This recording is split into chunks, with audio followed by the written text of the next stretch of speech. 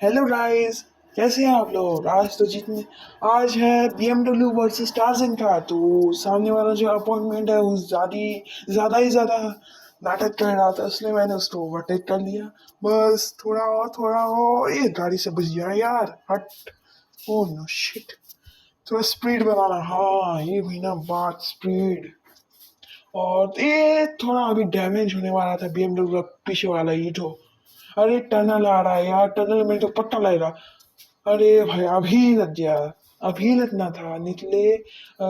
थोड़ा सा और बाकी है, बस थोड़ा सा और स्पीड और 260 90 तक पहुंच गया, और ब्रिज के ऊपर। और ये घसीटते बच गया भाई, बच गया। अरे घसीटते घसीटते मत ले जा भाई, घसीटते मत ले जा। इस साइड हो जल्दी हो, इस साइड हो ना। ओ फिनिशिंग पॉइंट दिख रहा है और ये जीत गया हम लोग। तो भाई आप लोग लाइक एंड सब्सक्राइब जरूर करना।